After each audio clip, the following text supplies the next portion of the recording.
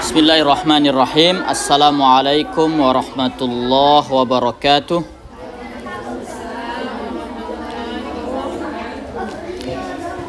Alhamdulillahilladzi anzala ala abdihil kitab liyadabbaru ayatihi waliyatadzakkara ulul albab.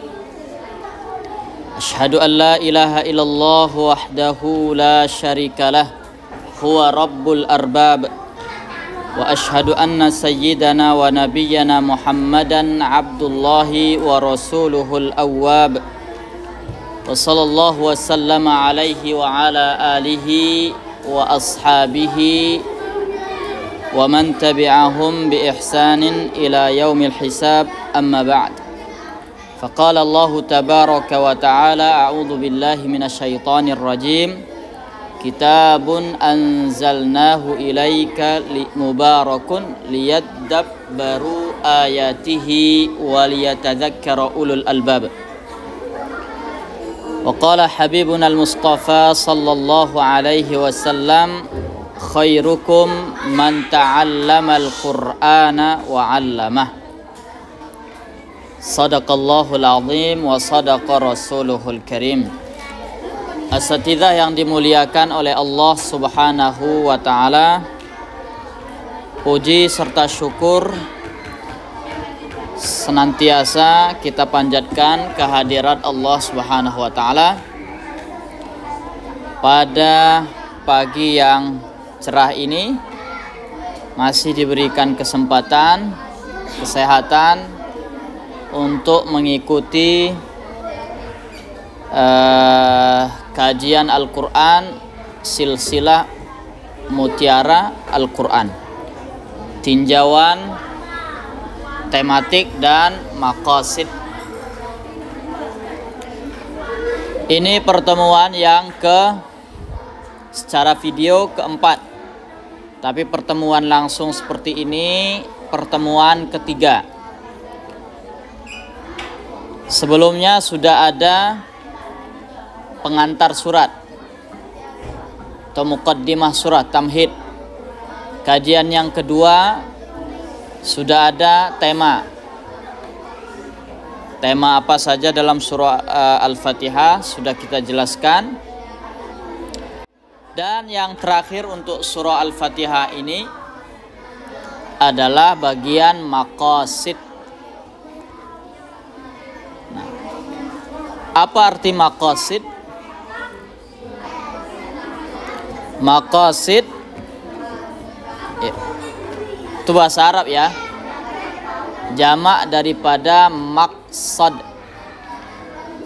artinya maksud, tujuan, ataupun dalam bahasa Arab ghayah atau hadaf, target. Jadi setiap surat itu ada maksud dan tujuan tertentu yang harus kita gali dan diamalkan. Kan ada orang cuma bisa baca saja,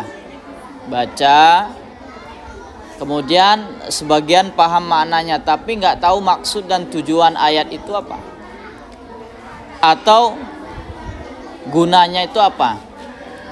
Jadi di bagian maqasid ini tujuannya supaya kita tahu guna ayat yang kita baca dan kita amalkan serta diterapkan dalam kehidupan sehari-hari. Nah, maqasid di sini setidaknya ada, silakan dibaca materinya. Setidaknya ada 7 pelajaran. Setidaknya ada 7 pelajaran yang bisa diambil dari surah Al-Fatihah. Nah, sekali lagi saya ingatkan bahwa maqasid di sini juga tidak bersifat tauqifi. Artinya maqasidnya itu sudah ada riwayatnya, nggak ada. Ini murni ijtihadi, artinya usaha, hasil dari perenungan, hasil dari tadabbur. Tentu merenungkan Al-Quran dengan perenungan berdasarkan ilmu ya, bukan hasil perenungan yang berdasarkan hawa nafsu atau cocok logi, enggak, berdasarkan ilmu. Jadi perangkat ilmu tafsir yang sudah dikuasai atau minimal membaca karya-karya tafsir para al-mufassirin, dari situlah diambil maqasidnya. Biasanya di tafsir-tafsir besar, di tafsir-tafsir tebal itu maqasidnya sudah ada. Hanya saja belakangan ulama-ulama kontemporer mengenai tafsir jadi mengkhususkan ada nama tafsir maqasidi. Ada tafsir maqasidi. Kalau yang pertama dulu tafsir maudhu'i, tafsir berdasarkan tematik, temanya dikumpulkan kemudian dijadikan satu, atau tema-tema surat. Nah, kalau yang ini tafsir maqasidi, yang artinya tafsir berdasarkan maksud dan tujuan apa yang diinginkan dari ayat itu bagi pembacanya. Jadi kurang lebihnya maqasidi ini lebih kepada tadabbur lalu kemudian pengamalan. Oke, yang pertama, surat ini mengajarkan kepada kita betapa pentingnya zikir dan doa bagi setiap muslim. Nah, sejatinya memang Al-Quran itu dijadikan sebagai zikir, wasilah kita mengingat Allah. Dan membiasakan perkataan-perkataan yang baik. Dari pertama saja sudah bismillahirrahmanirrahim, ada nama Allah, bismillahirrahmanirrahim. Jadi mengajarkan zikir dan doa, sesuatu yang baik kembali kepada kita, serta melakukannya secara terus-menerus. Harus terus-menerus. Bukankah kita setelah bangun tidur apa yang kita ungkapkan? Alhamdulillahilladzi ahyana ba'dama amatana wa ilaihi nusyur. Jadi setelah bangun itu sudah ada zikir. Bangun tidur, bukan setelah bangun, begitu bangun cari-cari HP. Habis itu status apa pada hari ini? Apa berita yang hot hari ini? Nggak ada, tapi alhamdulillahilladzi ahyana ba'dama amatana wa ilaihi nusyur. Begitu pun setelah bangun, masuk kamar mandi, keluar kamar mandi, itu pembiasaan. Terus menerus sebagaimana surat ini. Nah, ini pelajarannya. Bukankah surat ini diulang-ulang sekurang-kurangnya dalam sholat sebanyak 17 kali, sesuai dengan jumlah rakaat sholat. 17 kali diulang-ulang. Itu kalau sholat wajib saja, belum lagi sholat sunnahnya.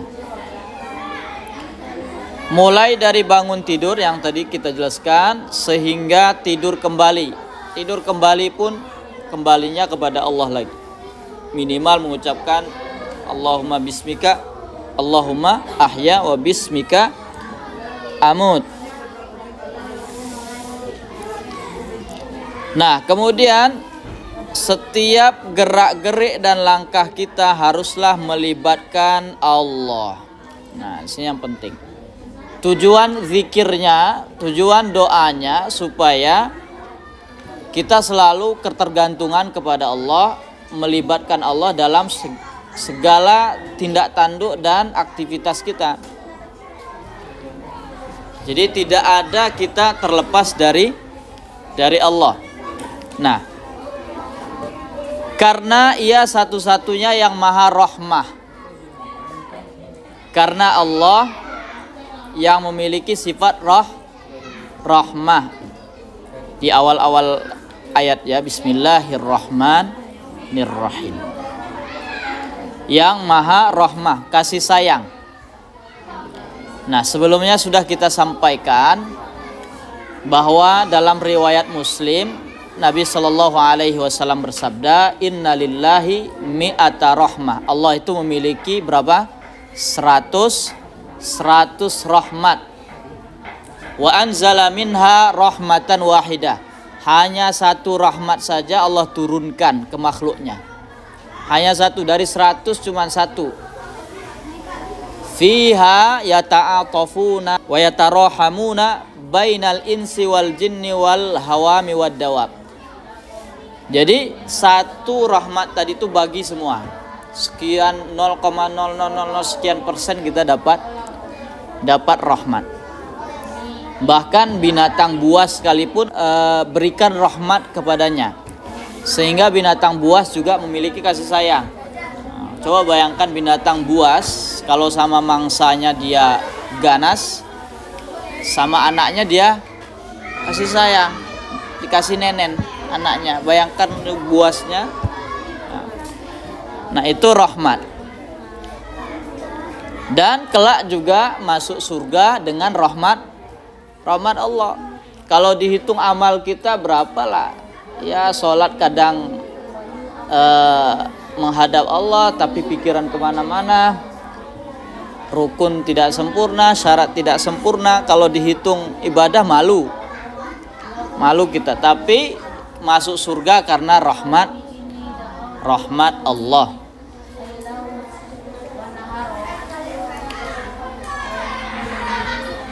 Ar-Rahman Ar-Rahim.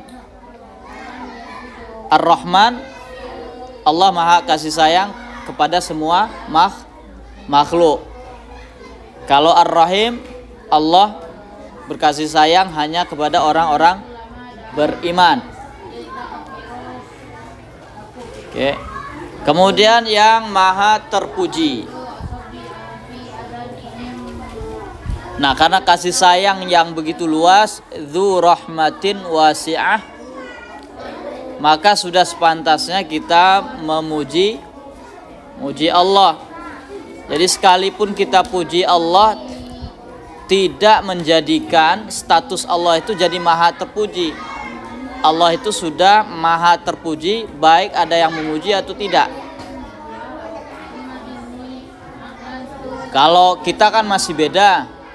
Kalau dipuji masih terbang ya.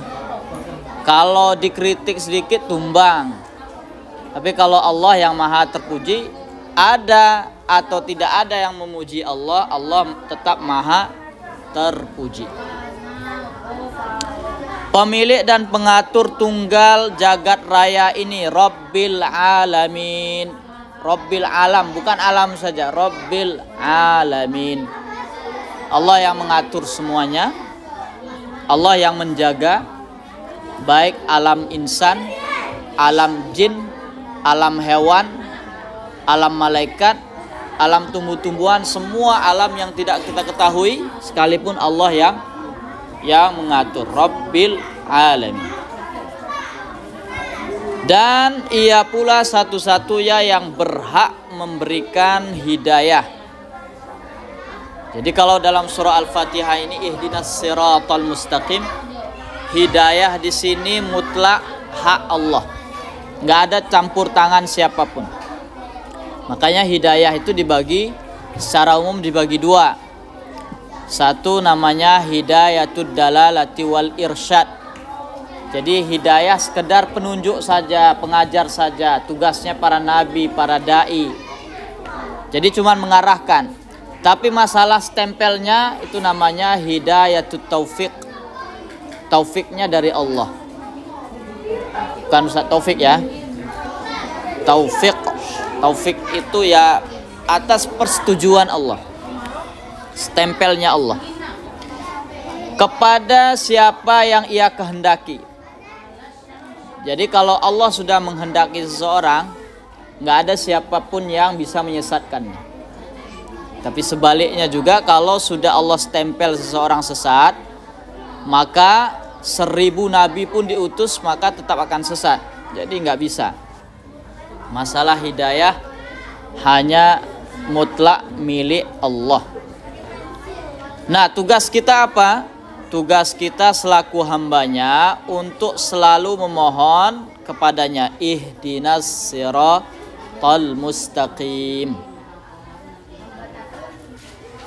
Memohon hidayah. Makanya ya kalau kita kan sudah tahu posisi kita sebagai guru misalnya, tugas kita mengajarkan, tugas kita menasehati anak-anak, tidak sampai memponis. Nah, ini anak ini sepertinya nanti masa depannya suram ini. Nggak boleh ya, nggak boleh ya, nggak boleh seperti itu. Tugas kita mengajari, menasehati, mengarahkan. Masalah dia bagaimana itu urusan Allah.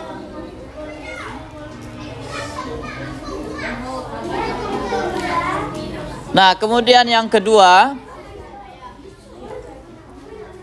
adab sebelum berdoa. Ini surah Al-Fatihah mengajarkan kepada kita adab sebelum berdoa ataupun meminta kepada Allah Subhanahu wa taala, seyogyanya kita memuji dan mengagungkannya terlebih dahulu.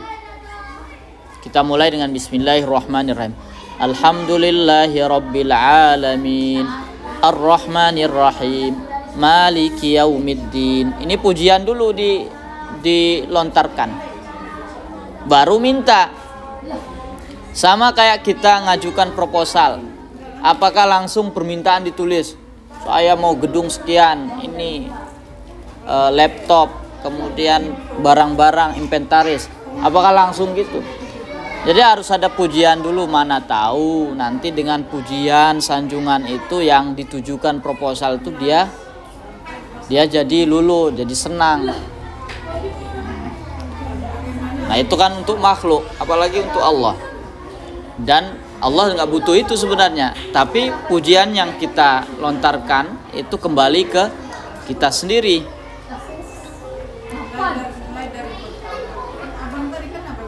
Terlebih dahulu mengucap alhamdulillah sampai tadi iyyaka na'budu wa iyyaka nasta'in, baru kemudian meminta ihdinas siratal mustaqim. Nah, mintanya juga ya harus inilah ya, yang paling besar dulu diseleksi. Makanya di sini di dalam surah Al-Fatihah ini permintaan terbesar kita itu adalah hidayah. Apakah ada yang lebih berharga dari hidayah? Minta harta banyak nggak dapat hidayah, mau nggak? Siapa yang mau? Banyak harta menjuhul, cuman nggak dapat hidayah, apa gunanya? Dapat hidayah.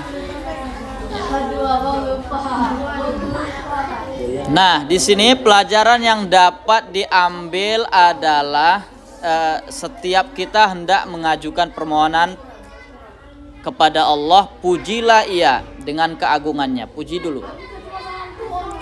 Jangankan sama Allah, sama makhluk aja kita minta kayak gitu kayaknya. Kita dulu waktu kecil minta sama orang tua dipijitin dulu. Kemudian apa yang dia suruh dilaksanakan dulu ya kan. Habis itu baru nanti mak minta duit. Kalau mau marah pun rasanya gimana kan? Wah, tadi udah dibaik-baikin.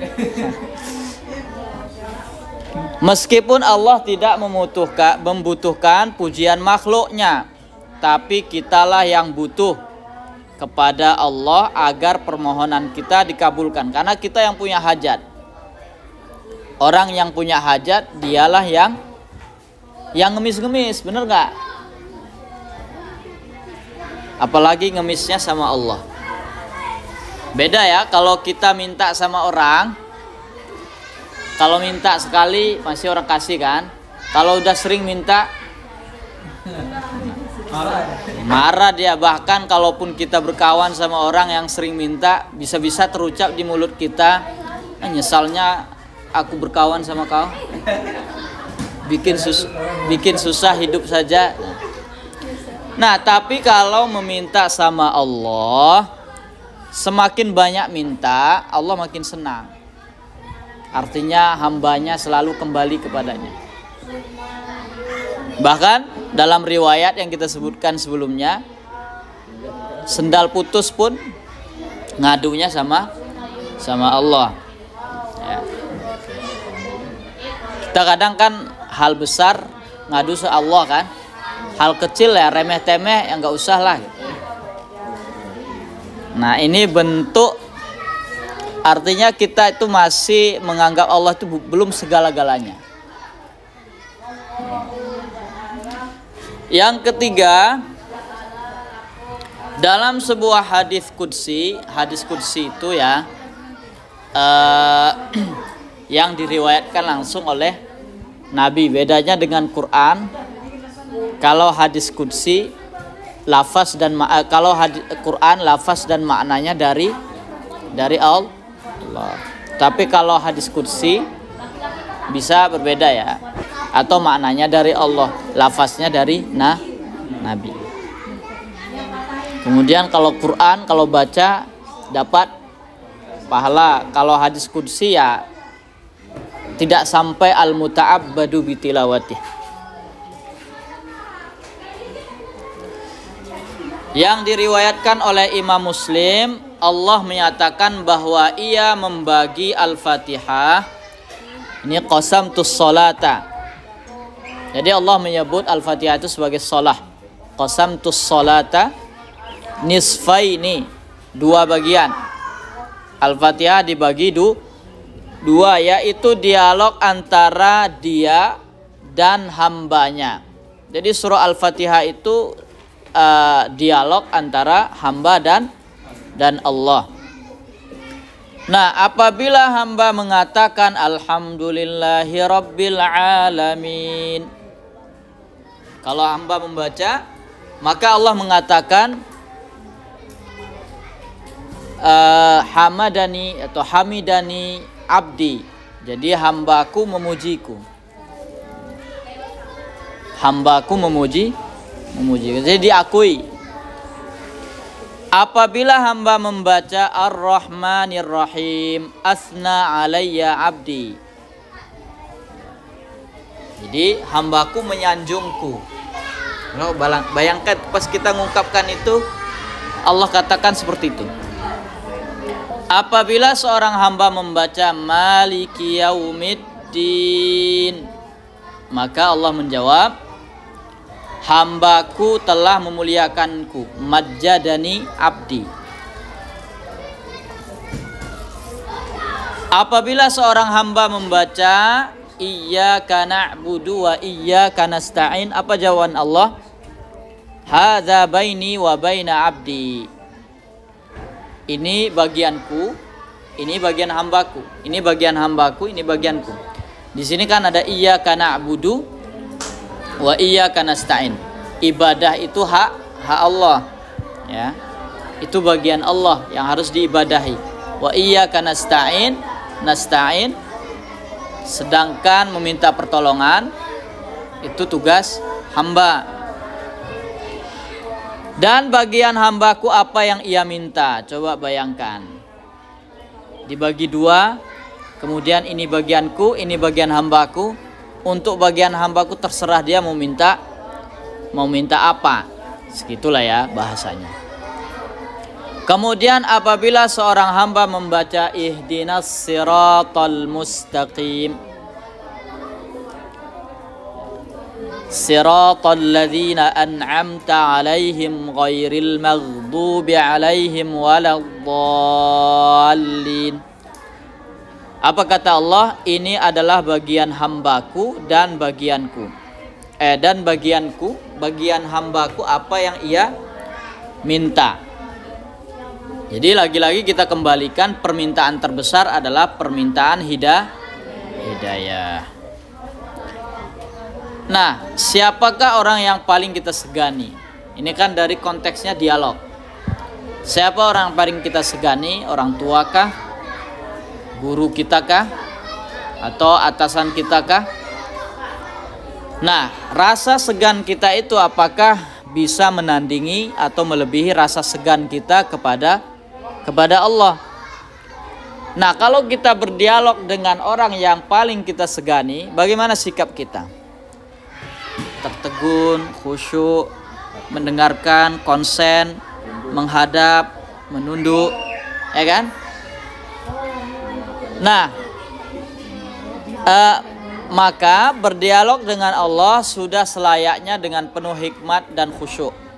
Nah, harusnya seperti itu. Kalau kita pahami surah Al-Fatihah itu adalah berdialog dengan Allah atau meeting terbesar, rapat terbesar kita dengan Allah, harusnya dengan khusyuk. Kadang baca Al-Fatihah kan cuman pikiran kemana-mana, jadi nggak khusyuk. Ibaratnya kita menghadapkan, oke lah, mungkin kita masih menghadapkan muka kita ke depan, tapi hati kita kemana-mana, hati kita nggak hadir. Nah, kalau gambarannya, kalau kita dialog sama orang yang kita segani, memiliki kedudukan, habis itu kita buang muka, gimana? Kalau buang muka itu tanda turun musibah. Nah, kemudian yang keempat, kita tidak selamanya hidup di dunia. Dunia sementara, panggung sandiwara. Ada kehidupan setelah kematian abadi, yaitu akhirat.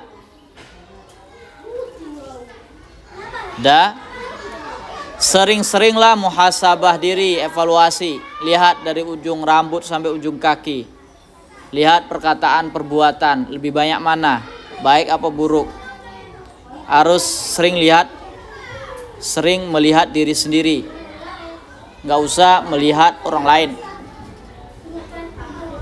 Gajah di pelupuk mata nggak kelihatan, semut di seberang lautan nampak. Nah, itulah yang terjadi kalau nggak muhasabah diri. Orang saja yang salah, selalu cari kambing hitam, padahal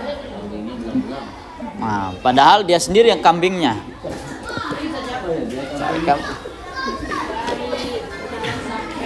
Nah, sering muhasabah diri. Kenapa kalau orang sering muhasabah diri? Coba bayangkan kalau ada laporan pertanggungjawaban akhir tahun. Kalau ada, kita sudah evaluasi harian, ada mingguan, bulanan. Kira-kira yang tahunannya ringan nggak? Ringan, mungkin pun kesalahannya hanya sedikit, kesalahan teknis saja. Tapi kalau orang nggak ada evaluasi harian, mingguan, bulanan, tiba-tiba tahunan, terkejut nggak? Cari data, oh ya ini kemarin mana ya? Ini kemarin datanya di mana sih? Udah bingung.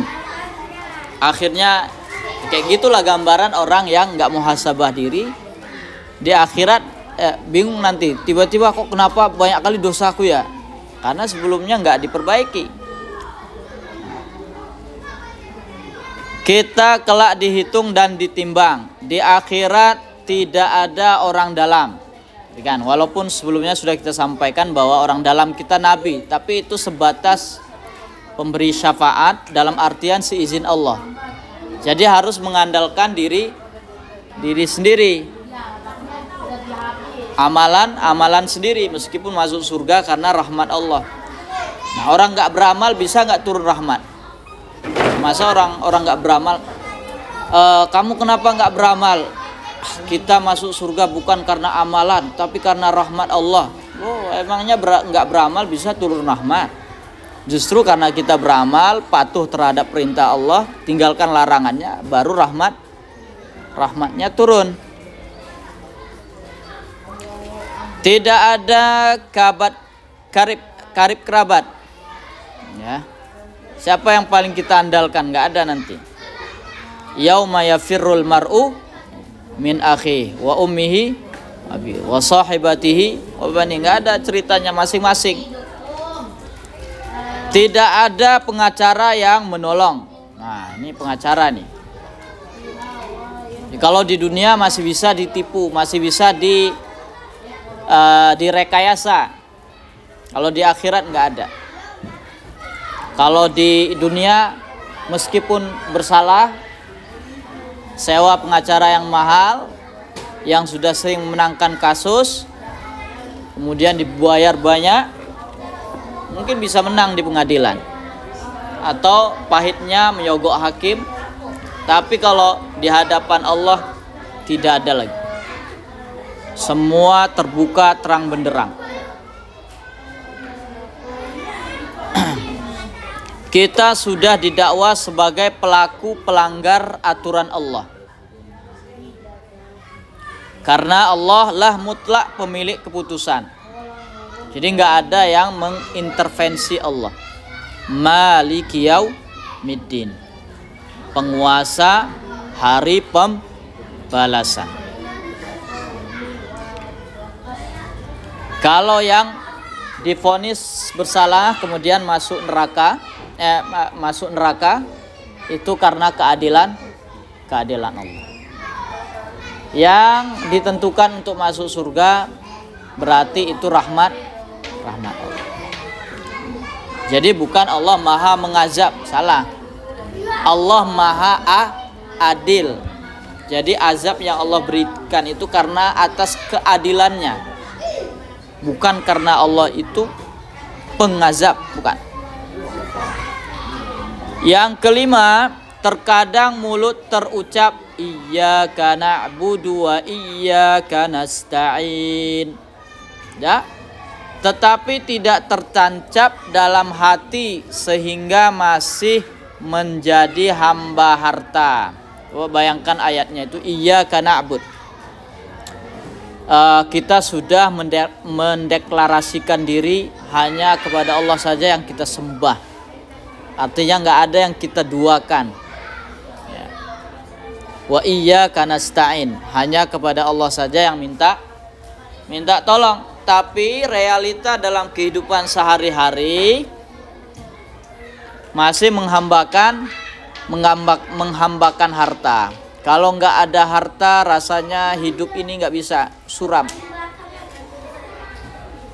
Maksudnya di sini secara berlebihan, ya. Maksudnya ketergantungan. Ya nggak mungkin juga kita sholat nggak punya pakaian. Pakaian itu juga harta. Maksudnya di sini harta yang kira-kira bisa membantu kita dalam iyyaka na'bud itu, bukan justru memalingkan kita dari beribadah kepada Allah. Makanya untuk iyyaka na'budu wa iyyaka nasta'in ini saja ulama menulis buku yang sangat tebal, namanya Madarijus Salikin fi manazili iyyaka na'budu wa iyyaka nasta'in, tulis oleh Ibnul Qayyim Al-Jauziyah. Ada yang menghambakan diri terhadap jabatan. Wah, kalau nggak ada jabatan suram hidup ini, nggak bisa. Kalau nggak ada jabatan mago kita, katanya. Ada juga yang menghambakan akal. Coba bayangkan, orang ateis sekalipun dia kan tidak mengakui keberadaan Tuhan, tidak mengakui adanya Tuhan, tapi dia secara tidak sengaja sebenarnya mentuhankan akalnya. Lalu dia ngikut siapa? Ikut akalnya kan? Berarti akalnya itulah Tuhannya. Atau ngikut dirinya itulah yang dia tuhankan. Dan popularitas, ini pencitraan, hilang iyyaka na'budnya. Karena kenapa? Karena terkadang hidup dari pujian. Kalau ada yang memuji seakan-akan atau memotivasi dapat vitamin segar. Hidup dari pujian. Kalau ada yang mengkritik kemudian menyalahkan, langsung down. Rasanya nggak bisa hidup lagi. Makanya kadang memikirkan popularitas. Oh, kalau kayak gini nanti apa kata orang? Apa kata orang? Semuanya kata orang. Jadi masih ketergantungan sama pujian dan cacian orang. Popularitas. Kalau kita menghadapi masalah ini nampak bentuknya nanti masih iyyaka na'budu wa iyyaka nasta'in apa enggak? Ketika menghadapi masalah, apa yang terlintas duluan? Kalau sakit teringat apa? Teringat dokter, teringat obat, berarti belum iyyaka na'budu wa iyyaka nasta'in. Itu hanya wasilah saja, perantara. Teringat polisi, pokoknya teringat makhluk lah. Allah nomor sekian. Makanya terkadang kalau kita hanya teringat kepada makhluk, sering mendapatkan kekecewaan. Makanya kalau kita berdoa kan, coba perhatikan. Kalau doanya besar gimana itu? Ya Allah, PGR apa? PGR kalau minta supaya lulus sertifikasi, lulus P3K. Tapi kalau hal-hal yang lain enggak terlalu. Atau minta jodoh ya Ustadz Juandi ya.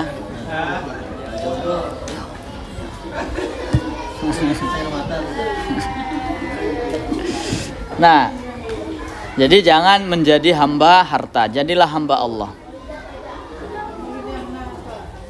Wa iyyaka nasta'in, memohon pertolongan kepada Allah. Jadi diikhlaskan dulu ibadah, memurnikan ibadah kepada Allah, baru minta. Ini enggak minta banyak, ibadah enggak jelas. Harusnya ibadah dibenerin, baru minta. Misalnya kinerja buruk, kalau dalam dunia kerja kinerja kita buruk, terus minta gaji ditingkatkan, minta gaji tinggikan, siapa yang mau? Saya diperbaiki kinerja dulu, rapi, teratur, targetan capai, baru boleh minta. Jadi yang diminta itu pun segan kalau nggak ngasih. Kemudian yang keenam, tidak ada yang menjamin diri ini akan terus berada pada jalan yang benar. Siapa yang mampu jamin diri dia terus beriman, terus berada jalan yang benar, terus taat? Ada nggak? Nggak ada. Justru kita harus was-was, harus terus was-was. Kalau orang was-was biasanya hati-hati, biasanya dia jarang terjebak, jarang tergelincir. Tapi kalau orang yang acuh tak acuh, keteledoran, bisa jatuh ke dalam jurang. Nah, bisa jadi suatu saat akan berubah.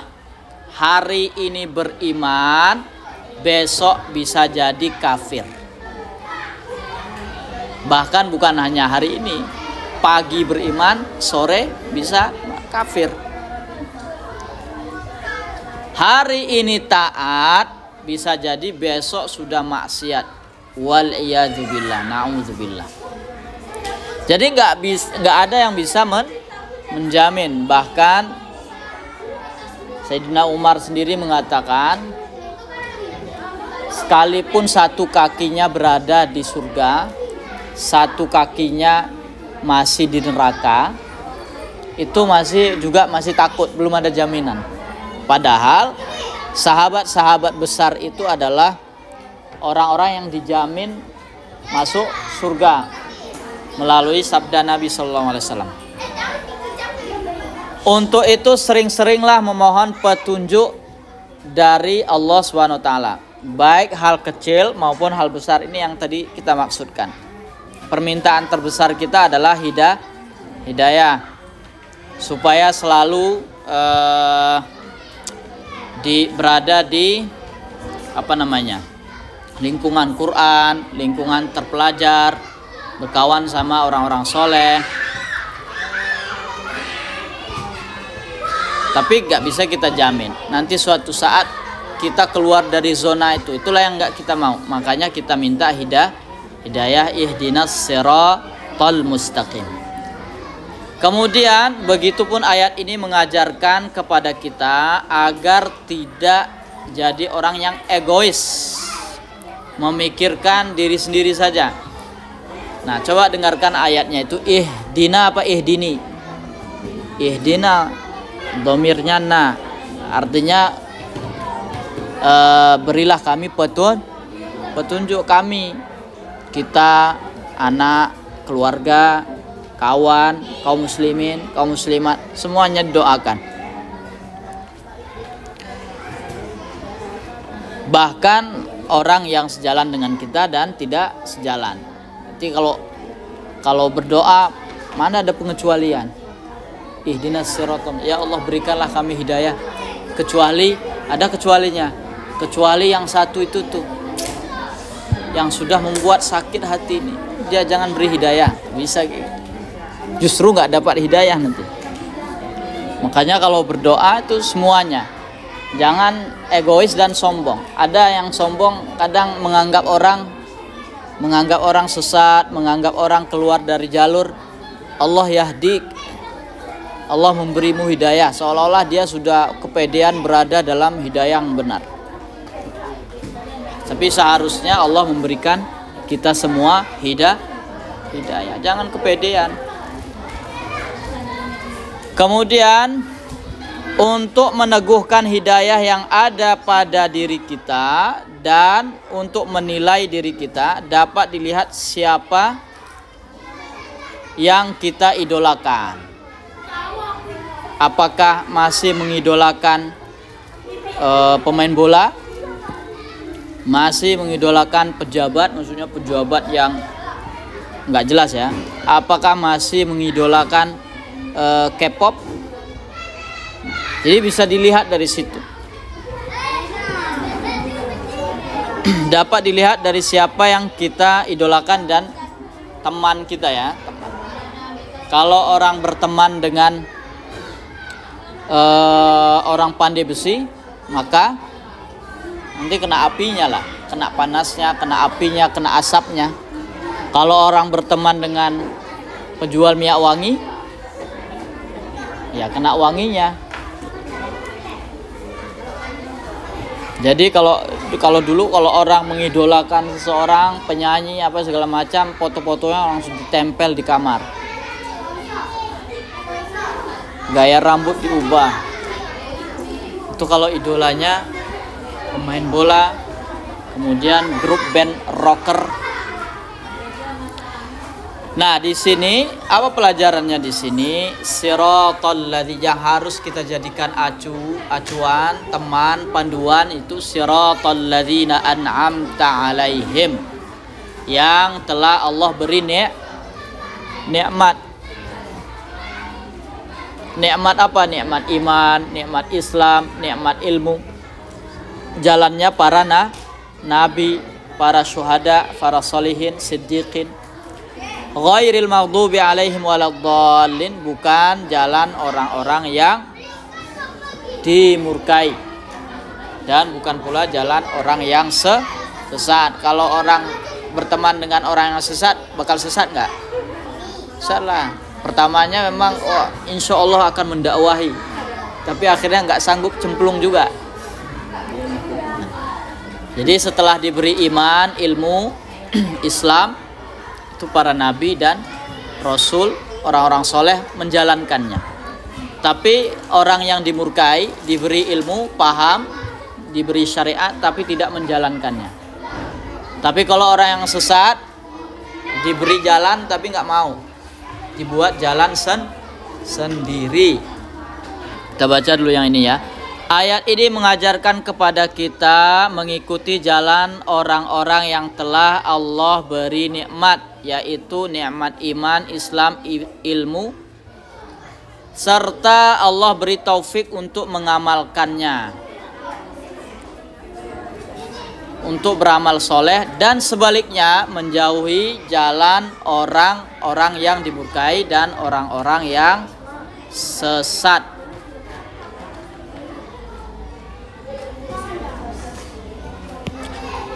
Wallahu a'lam bis-shawab. Oke. Itulah tadi ya 7 pelajaran yang bisa diambil dari surah Al-Fatihah. Jadi untuk berikutnya nanti, karena surah Al-Fatihah sudah habis, maka akan diadakan ujian. Ujiannya nanti tergantung yayasan dan koordinator keseluruhan ya. Kapan diadakan itu secara serentak dan meriah. Insya Allah 10 pilihan ganda, 10 esai. Jadi tidak hanya ada di buku ini, tapi juga harus dari hasil kajian. Nanti juga bentuk pertanyaannya masih saya rahasiakan. Mudah-mudahan nanti tidak terlalu kaget pas ketika.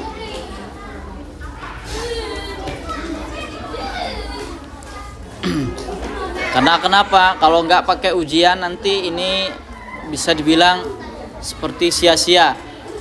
Bukan sia-sia sama saya. Saya mungkin sudah menyampaikan tugas sebagai tadi itu penyampai saja. Yang sia-sia yang nggak mendengarkan. Memang target kita Quran itu selain hanya dibaca dengan lisan, juga harus dipahami dengan akal dan ditadaburi dengan direnungkan dengan hati. Nggak sebatas baca saja.